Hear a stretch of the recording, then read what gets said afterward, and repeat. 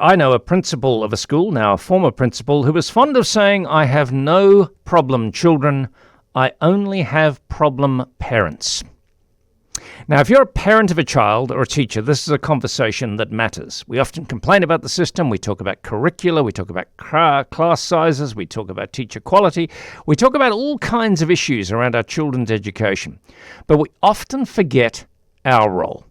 And we often forget that we, the parents, thankfully I'm now no longer a school-aged parent, but in my time in that role, we are often the problem. We don't understand the optimal way to relate to teachers in order to ensure the best outcome for everyone.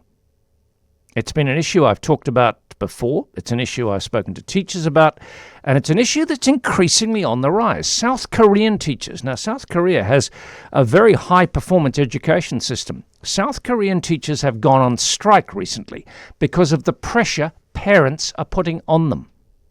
French teachers are feeling the same.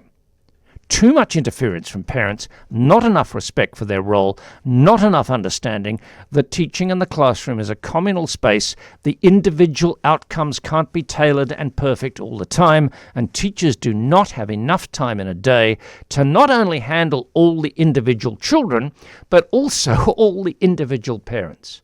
It's something we need to be conscious of. I'm joined now by Gundo Mmbi, who is a School Achievement Manager at Sparks Schools.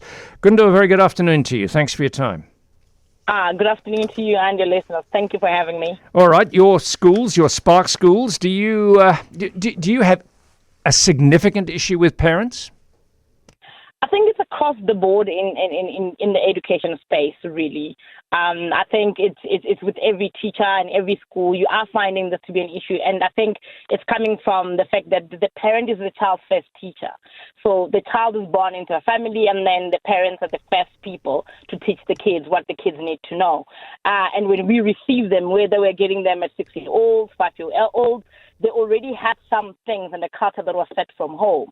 So if that culture contradicts with the culture that the school and the ethos of the school, then we have an issue. Therefore, we are coming from a place of disagreement, because in school we have a certain way and rules and the code of conduct that must be followed. And if our code of conduct disagrees with your code of conduct at home, then we are about to have those kind of issues. Very simplistically, in a traditional household, the kind of household I was brought up in, if I came home with some sort of note where the teacher had a problem with me, my parents would have instinctively sided with the teacher and told me to get my act together. I think it's reasonable to say now that many parents instinctively side with the child and say, I will get in touch with the teacher and sort this out. That there's been a sort of a shift there, hasn't there? Yes, there is a shift, and research does show that the more you are involved in your child's schooling, they actually excel much better. But what we are finding here is we are in the lines of debating what is right, as society would say. What do you believe should happen? It's like a vaping incident that's happening across different schools, where we are saying there's no vaping in school, and some parents are saying, but our kids can vape, it's not cigarettes. Do you know what I mean? Like, we are in the borderline of deciding what really works for the school. But the biggest issue that teachers are having in this country and in the education space is the fact that if I have 50 minutes of teaching, I'm spending about 25 minutes of that time asking kids to keep quiet, asking kids to comply, having to sell them into why they need to sit, why it's important that they need to learn, why it's important, why what you're teaching is important, because there's a why. They want to know why. And now you're spending 25 minutes of your teaching time just redirecting behavior, handling all of that without the support from the parents. When you talk to the parents, but that doesn't sound like my child. And then you're like, but we are spending most of the time with your kid because we have them for like 8 hours of the day. And then you guys do have them over the weekend and they come home, they sleep, but we spend most of the time with them. So when you say, that doesn't sound like Gundo, what are you saying? We have more time with Gundo than you do during the week.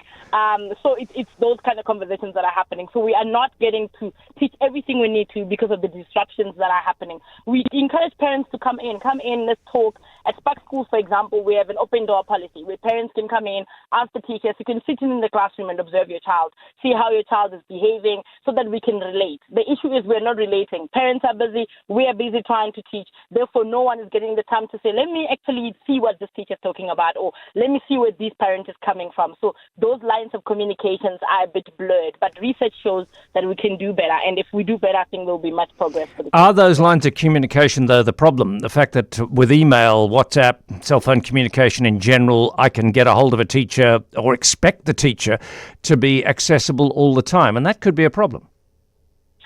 I don't think that's a problem. I think the expectation that we have, COVID happened and then we went more technology.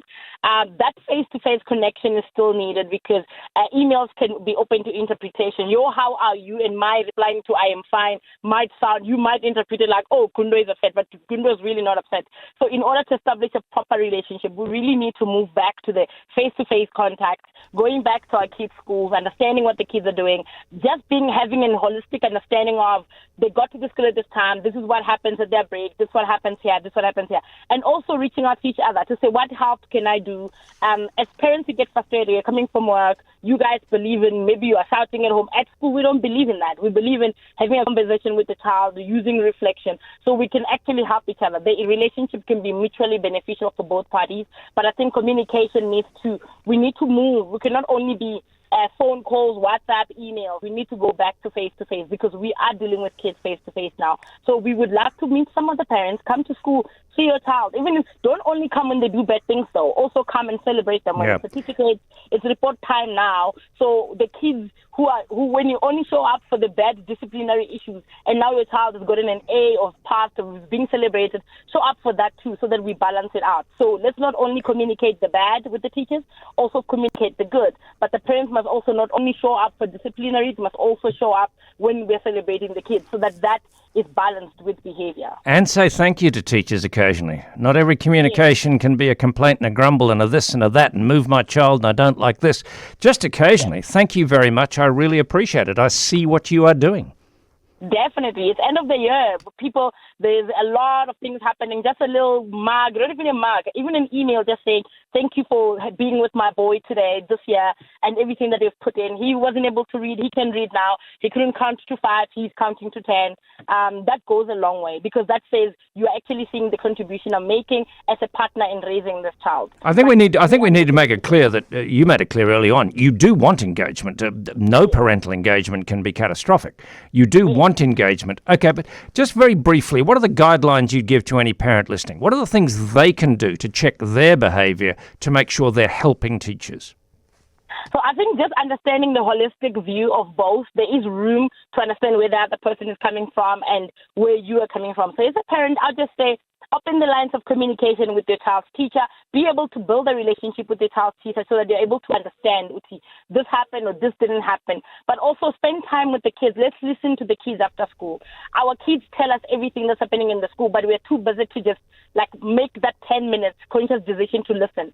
Even if it's a car ride where you're asking, how was your day today? How was this teacher? Your child will tell you, I'm being bullied. They will repeat when they have a friend. They will repeat when they have a teacher who's their favorite. They will repeat when there's a teacher who's bothering them. They will repeat.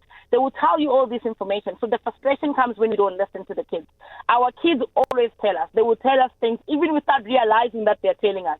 Just like the teachers at school, our kids would tell us, Mom is always busy. She didn't do my homework. Daddy didn't come and fetch me from school. So they tell us all these things, and the only thing we need to do is listen. So both teachers and parents, let's listen. Intentional listening will get us a long way. Gundo, I really appreciate it. Gundo Mmbi, School Achievement Manager at Sparks Schools on the line there. I've got a call now from a teacher who wishes to remain anonymous. Hello there, how are you doing? Hi, good day. Good, thanks, and you? Yeah, your take on this as a teacher, the issues with parents, and most importantly, how can parents be better parents for teachers? Just chiming into the last section of the segment there. Listening to children obviously is something that we definitely should do, especially coming from a time, where parents didn't really listen to their kids. You kind of were told what you needed to do and you just did it. But giving that so much more space now allows children to create, I suppose, some different narratives. And as parents, we kind of go straight in and teachers and feed that narrative and without getting a complete holistic view of things. So often what parents tend to do is they hear their child, their child gives them a situation or a scenario, or this is what happened at school, and then the teacher kind of gets the back end of that, like, you have done this to my child, and my child said you did this. Instead of just coming to the teacher and being like, this came up for my child today, I just would like to check in with you. I would like to know kind of what happened so I can get like the bigger picture. I think that in the sense there's quite a bit of blame on teachers, and like, why aren't you doing what you meant to be doing? And I think there's a lack in connection, a lack in link. The parents on the one side, the teachers on the other side, the child's in the middle.